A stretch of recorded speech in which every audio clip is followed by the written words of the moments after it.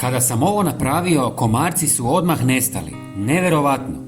Umjesto da svake godine trošite novac na štetne proizvode iz trgovine, sada možete sami napraviti prirodnu zaštitu uz sastojke koje već imate kod kuće. Nema više neprospavanih noći, svrbeža ni zujanja oko uši. Ako mislite da je bolje kupiti umjetne repelente u trgovini, varate se. Jeste li se ikad zapitali što zapravo udišete kada koristite ona električna sredstva koja cijelu noć ispuštaju mirise?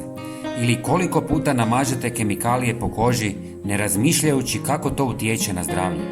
Osobito kad se koristi danima, tjednima, čak i mjesecima. Nijedna kemikalija nije dobra za zdravlje. Ovo što ćemo danas napraviti je jednostavno, učinkovito i sigurno. Možete napraviti veću količinu i koristiti je cijelu sezonu bez straha od štetnih posljedica.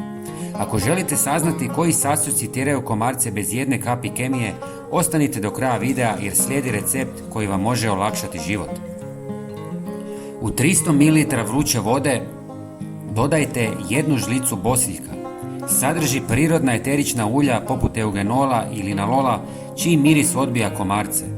Njegova aromatična svojstva stvaraju neugodnu barijeru za insekte, pa je posebno učinkovit kada se koristi svjež ili kao čaj u raspršivaču. Osim toga, potpuno je siguran za ljude i kućne ljubimce, što ga čini odličnim prirodnim izborom. Zatim dodajte 50 ml limunovog soka, koji je prirodni repelent zbog visokog sadržaja limonena, koji komarci ne podnose. Njegov svjež miris djeluje odbijajuće na insekte, a uz to limunov sok ima antibakterijska svojstva, što ga čini korisnim i za smanjenje mogućnosti iritacija na koži. I zadnji sastojak je cimet u prahu, jer sadrži visoku koncentraciju kumarina, tvari koja ima snažna repelentna svojstva protiv komaraca.